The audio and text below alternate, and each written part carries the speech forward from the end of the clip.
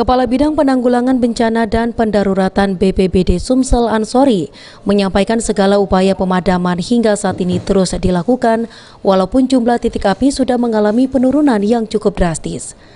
Ansori mengatakan sejumlah personil darat masih disiagakan di sejumlah wilayah, terutama di wilayah Oki, OI, Musi Banyu Asin. Hal ini untuk mengantisipasi jika ada titik hotspot yang dapat menimbulkan fire spot. Untuk waterbooming juga masih tetap dioptimalisasikan demi melakukan pembasahan di lahan gambut yang kering.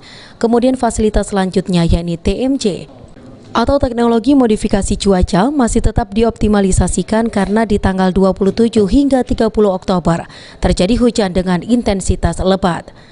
Potensi awal tebal memang dimungkinkan cukup baik sehingga jika diperlukan modifikasi cuaca akan dilakukan untuk menimbulkan curah hujan.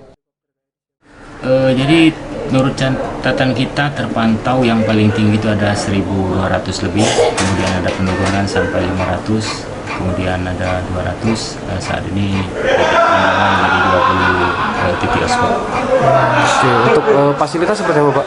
Ini kan sudah ada misalnya waterbombing, TMC itu masih tetap dioperasikan atau seperti apa? Jadi untuk operasi darat maupun udara seperti waterbombing maupun TMC tetap kita optimalkan karena memang akses untuk pemadaman di wilayah gambut kita masih mengharapkan atau mengandalkan waterbombing karena untuk akses jalan darat memang sulit untuk dapat masuk tim darat.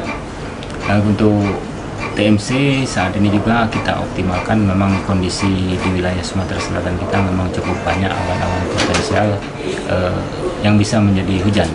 Kalau memang itu kita optimalkan untuk pelaksanaan operasi TMC-nya.